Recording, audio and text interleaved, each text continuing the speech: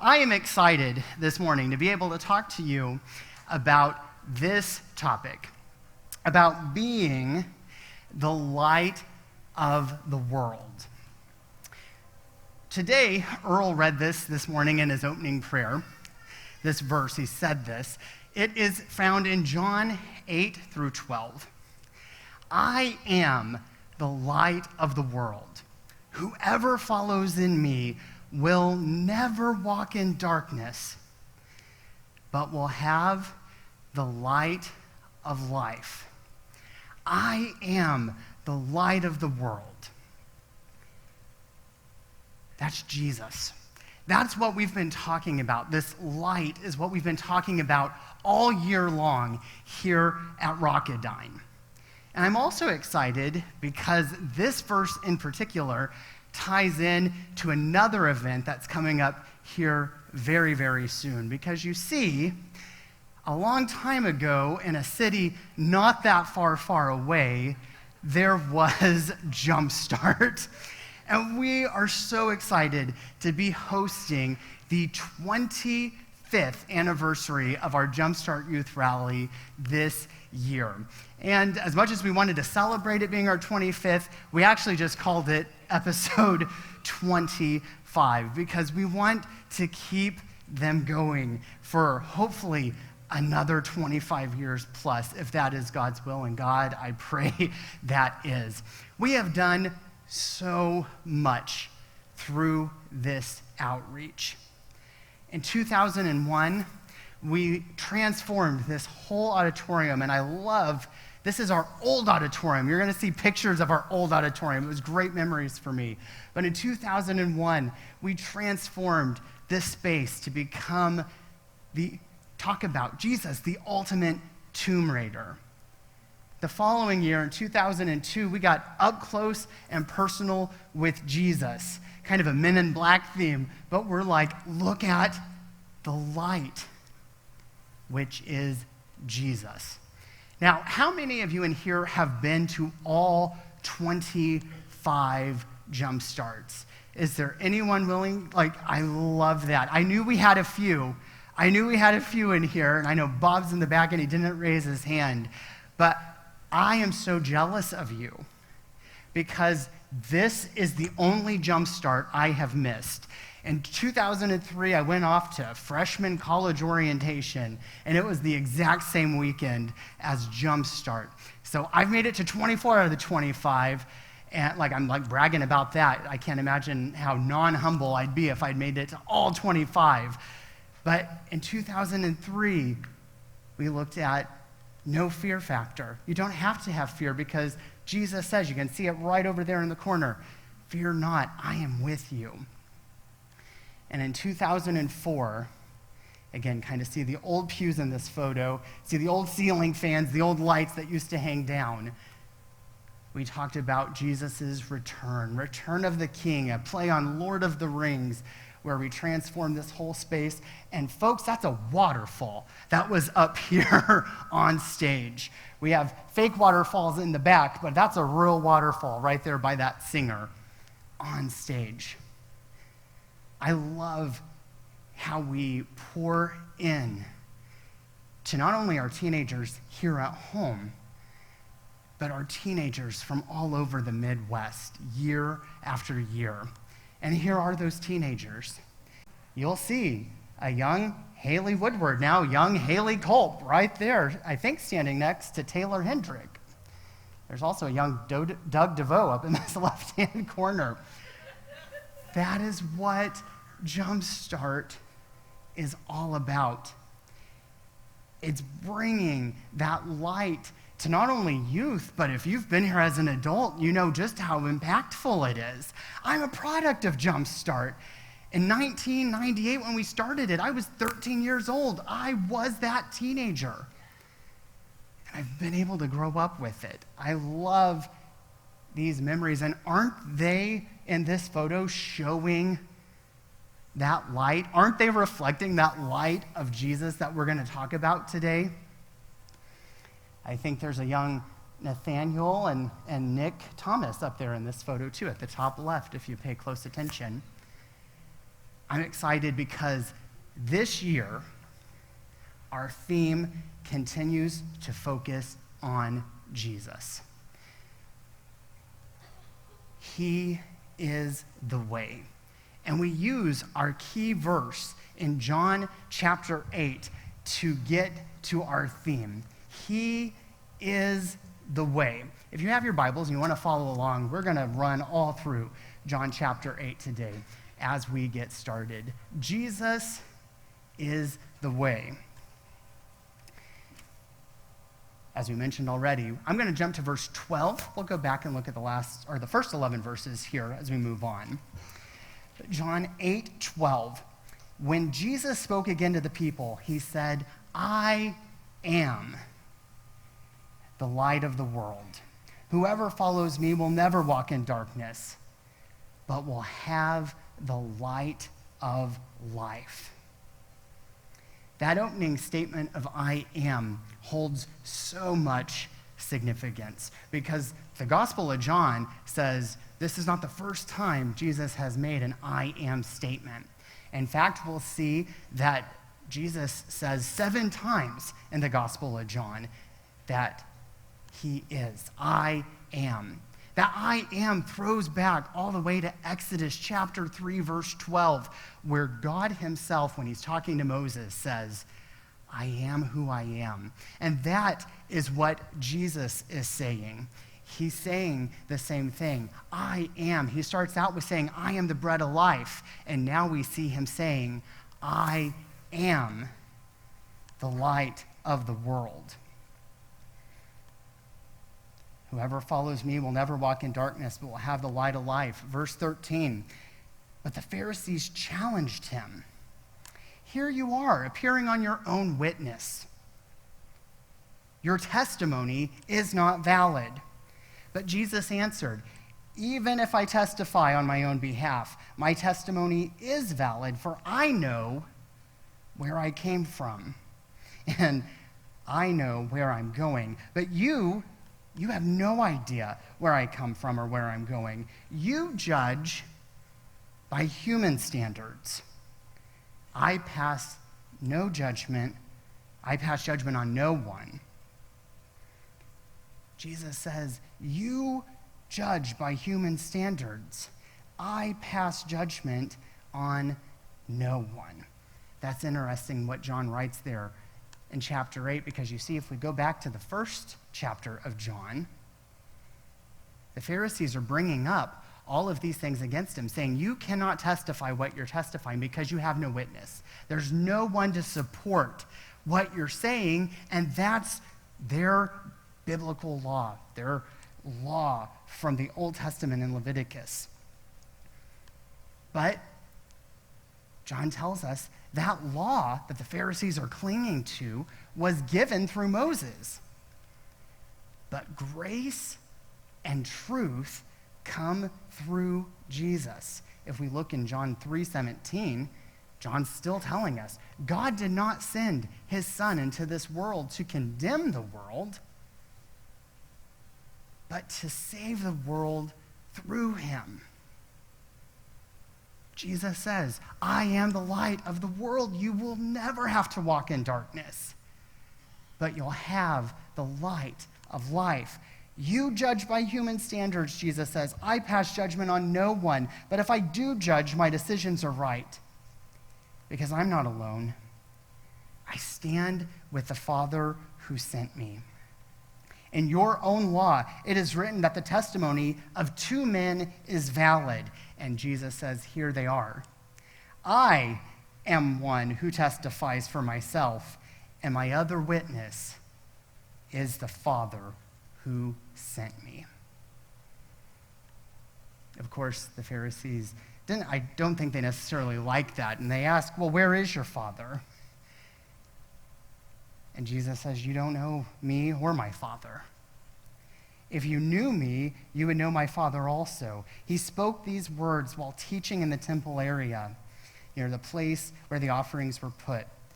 But yet no one seized him, because his time had not yet come. If we jump to verse 27, Again, people are having a hard time understanding what Jesus is saying. They did not understand that he was telling them about his heavenly Father. So Jesus said, when you have lifted up the Son of Man, we know that means when he died on the cross, then you will know that I am the one I claim to be, and that I do nothing on my own hand, but speak just what the Father has taught me. The one who sent me is with me. He has not left me alone, for I always do what pleases him. I always do what pleases the Father. And it says in verse 30, even as Jesus spoke, many put their faith in him. And to the Jews who believed him, Jesus goes on to say, if you hold to my teachings, you are really my disciples. Then you will know the truth, and the truth will set you free. They go on to answer him and say, we're Abraham's descendants, and we've never been slaves to anyone. How can you say that we'll be set free? And what's so funny about that is, again, the Pharisees are clinging to this old law because they're under Roman occupation. They may not be slaves by name, but they're paying hefty taxes to support an empire that is not Israel, that is not their own. And they sit there and they say, we're not slaves, but they're under Roman occupation. And Jesus says, I tell you the truth, everyone who sins is a slave to sin. Now, a slave has no permanent place in the family, but a son belongs to it forever. So if the Son sets you free, you will be free indeed. Jesus says, I know you're Abraham's descendants, yet you are ready to kill me because you have no room for my word. I'm telling you what I've seen in the Father's presence, and you do what you have heard from your father. Look at that verse a little closer. John 8:38. I am telling you what I have seen in the Father's presence. The Father, capital F right there, our Heavenly Father. I am telling you what I've seen in God's presence. And you do what you have heard from your Father, lowercase f. He's not meaning God. In fact, we go on to read, he's saying, your father, lowercase f, is the devil. I've seen things in God's presence, Jesus says. You're only hearing things from basically the devil, is what he's saying. A huge contrast there. Jump to verse 54. Jesus says, if I glorify myself, my glory means nothing. If I glorify myself, my glory means nothing. My Father, whom you claim as your God, is the one who glorifies me. Though you do not know him, I know him, and if I said I did not know him, I would be a liar, like you. But I do know him, and I keep his word. Your father Abraham, who they keep going on and on about who's their father, and they're so proud of that. Your father Abraham rejoiced at the thought of seeing my day, of seeing the Messiah in the flesh, in person, present. He, in fact, saw it and was glad. And they, again, couldn't accept. They couldn't understand. They said, you're not even 50 years old, and yet you say you've seen Abraham. And I think Jesus just at this point has had enough. He's trying to tell them, and they're not getting it. And he says, I tell you the truth. Before Abraham was born, I am. I am. Going back to that statement where God says to Moses, I am who I am. When Pharaoh asks who sent you, tell him, I am who I am sent you, Moses. And then Jesus says right now, I am. Referring to himself using that sacred name of God. And at that, they picked up stones and were ready to stone him. But I think by some miracle, they had the stones right there in their hands. I think by some miracle, Jesus was able to hide himself away, it says in verse 59, and slipped away from the temple grounds. I am. Jesus makes it abundantly clear he is the Messiah. And some there believed, but others didn't. When we were trying to get our car fixed, I told you this story back in May, and was waiting on Providence, was waiting on God to provide us a car, fix our car, find out what was going on with our car. I pulled up on a Wednesday night. It was about 4 p.m., and I'm walking. And I pulled up a church van right out here. This is our gravel parking lot over by the pavilion, if you can't tell what this photo is. And I'm in the gravel parking lot. I just hopped out of a church van, and I'm walking in to get to a 4 o'clock counseling session that was about to or now waiting on me. And at the far end, over near that tree that's in the center, a black car had parked, and this man had hopped out. And he rushes over to kind of intercept me as I'm like trying to walk past the pavilion and get inside the church building. And he said, hey, like, do you go here? I had just hopped out of our giant church van that said Church of Christ, Rocketine Road. And as much as I wanted to lie, I did not. And I said yes.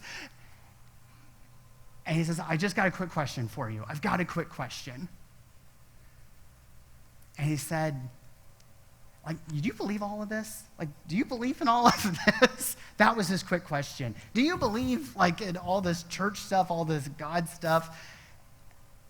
And again, I gave a quick answer. Yes. You know, like, trying to get to my 4 o'clock appointment, trying to get to my 4 o'clock meeting. And he says, I don't think I do. And so I pause. And I'm like, okay, there's no getting away from this. I can't run away. He goes on to ask me all of these questions about my faith, about why I believe. And he's over here saying he doesn't believe. He doesn't claim to be an atheist, but he doesn't believe in the whole church thing. He believes more in science. And I'm over here struggling because I'm like, I can't, like, in a very short amount of time, I can't give you a quick answer. I can't give you scientific proof. And he just said, but why do you believe? And so I'm standing there, needing to rush to an appointment, but not all of this verse, but a part of this verse came to my mind. 1 Peter 3:15, in your hearts revere Christ as Lord. Always be prepared to give an answer to everyone who asks you to give the reason for the hope that you have. And that had come to my mind. And I'm like, is this what I'm needing to do today? Am I needing to give an answer? He flat out asked for it. Why? Why do you believe? And so I share. I share my story, my personal testimony of why I believe, why I have faith. And there's no scientific reason to it. Again, it just hinges on a lot of faith and a lot of hope. And he just kind of smiles. As we're standing right by these two posts, 4 p.m. on a Wednesday, he just kind of smiles and he says, that's wonderful. I'm just pulling your leg. I'm not an atheist. I believe. I'm actually, he called himself a pastor, and he says, I'm a professor for Global University. He says, but like, I come up to people, and when I ask them, why do you believe? Why do you believe in Jesus? He says, no one's willing to tell me. No one's willing to tell me. And like, again, we go back a verse, and it says, do this with gentleness and respect, like it was barely hanging on, you know? And I said, what? He says, no, I believe. He says, but I just want to hear people's genuine answer. He wants to see that light. He wants to see that light of life that Jesus radiates on us. And then what blows my mind, Jesus says, go shine it on others. I'm radiating on you. Turn it now on others. And it was a Wednesday night, and before I knew he was a con artist, I already invited him. I said, I know you don't believe, but we have a Wednesday night meal here. Come join us. And he's like, oh, I might do that, And after I found out, like, he's actually a believer, I said, well, now you have no excuse. Come eat dinner with us. And he says, I really will. I'll come eat dinner with you. So then he comes to dinner. He does. He shows up, and he tells me his name. His name's Brian Pitts. And he's like, I wrote a book. If I had one, I'd give it to you right now for making you go through all this. He said, but I don't. You can find it on Amazon. Well, I did find his book on Amazon. Found it, downloaded it, read it. And you can read down here if you can make it out. I know it's tiny. Can you hear me cry? A true story of one man's journey from the death row unit in Alabama to becoming a pastor and a missionary.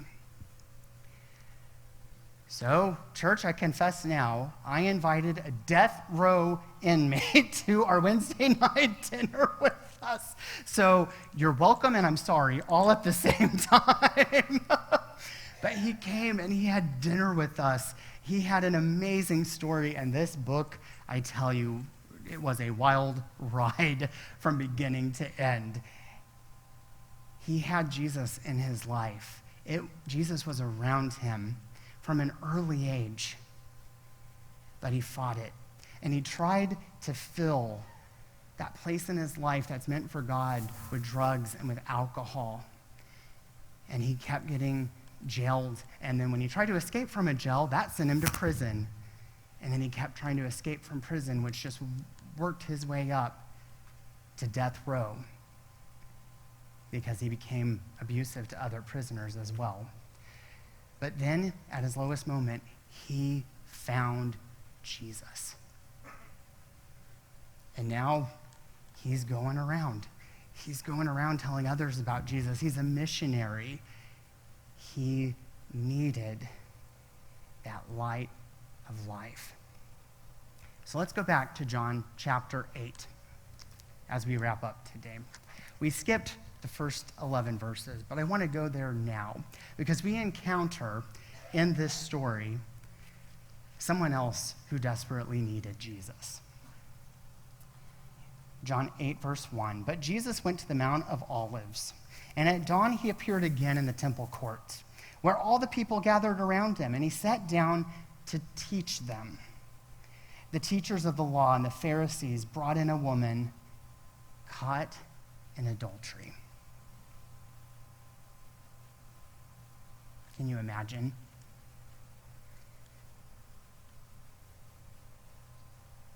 They made her stand before the group and said to Jesus, "Teacher, this woman was caught in the act of adultery." In the act.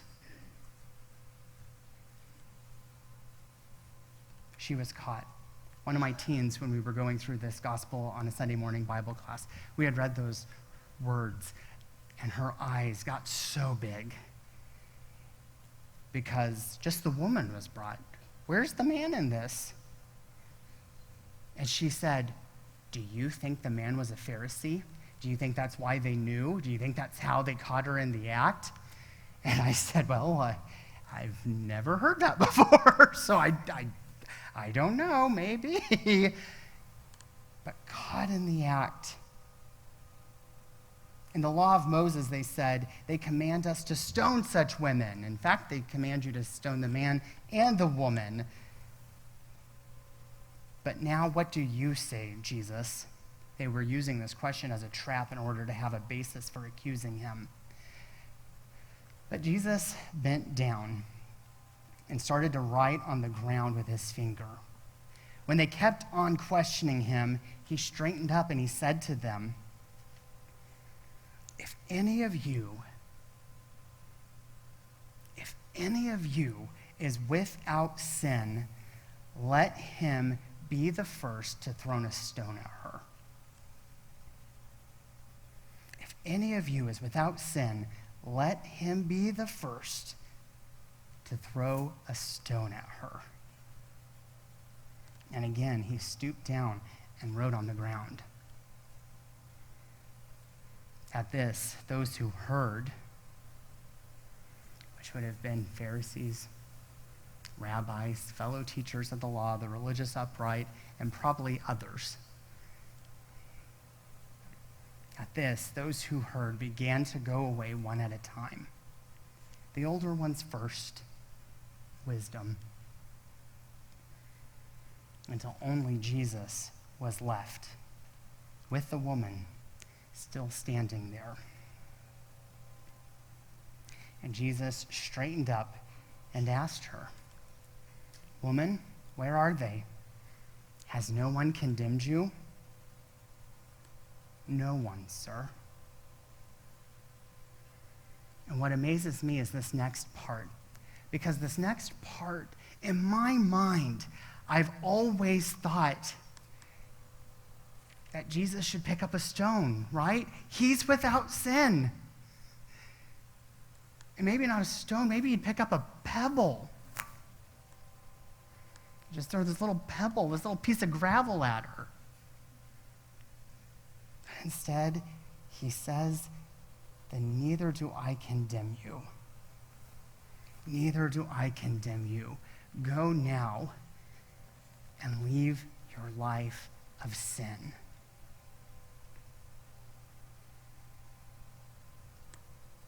Jesus says, I don't condemn you. But go now and leave your life of sin. No condemnation. He's not condoning either. And I sit there, and if we go back to the Sermon on the Mount, where Jesus says, if you've lusted in your heart, you've committed adultery. I'm so thankful because if I put myself in this woman's shoes, Jesus looks at me, he looks at us, and he says, I don't condemn you, but go now and leave your life of sin. And then right after that whole ordeal, Jesus goes back and he starts teaching. And he says these words, I am the light of the world. He who follows me will not walk in darkness, but will have the light of life. Church, we're called to be like Jesus every day. And that's my challenge to you. Remember these stories, because after this is when they start challenging Jesus on his authority and why he can say that. You need proof. You have no witnesses. But Jesus, again, doesn't condemn nor condone, but he says, I am the light of the world. He who follows me will not walk in darkness. Church, we're surrounded by dozens of people every day. Some who we know do not have the Lord, like my friend Brian did not have the Lord. But it just took people reaching out to him when he was at his lowest to help push him out of the darkness, pull him out of the darkness, and help him stand in that light of life. That's my challenge to you today, this week, and moving forward. If Jesus is the way, we need to be helping show people and talk about Jesus. And maybe today you know you're in the darkness. Maybe you have not given your life to Jesus, or you have, and you're stumbling. It's okay. I sit up here with no judgment. If you need to rededicate yourself, there's no better time than right now. If you haven't accepted Jesus, today is a perfect day to start walking in that light of life. If there's anything this congregation can do for you, right now is your time to come as we stand and as we sing.